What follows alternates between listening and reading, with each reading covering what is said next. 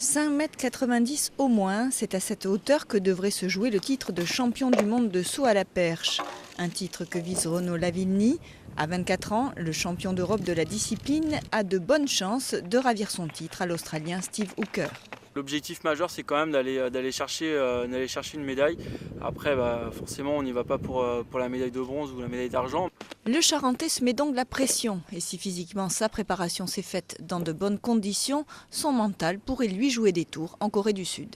Ma plus grosse crainte, c'est qu'il se déconcentre ou qu'il veuille en mettre trop. S'il fait ce qu'il sait faire, il doit pouvoir gagner. Après, voilà, sous la pression, sous des problèmes qui peuvent être météorologiques, climatiques ou autres, il peut vouloir en mettre un petit peu plus, se crisper.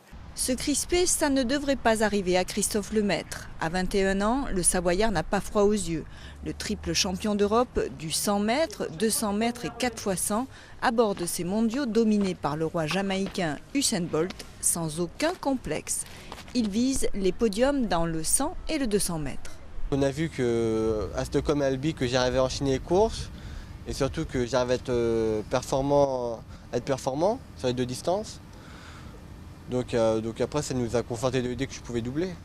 Un enthousiasme que son entraîneur doit modérer, car selon lui, même si son poulain est déjà très bon, le maître n'a pas encore tout donné. Je pense qu'à 21 ans, il est encore jeune pour prétendre au très très haut niveau. Je sais bien qu'on attend beaucoup toujours, hein, mais je dirais même moi que Londres, c'est presque trop tôt encore pour lui.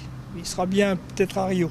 En attendant les Jeux Olympiques de 2012 et 2016, le maître devrait courir en Corée du Sud le 100 mètres sous la barre des 9 secondes 90.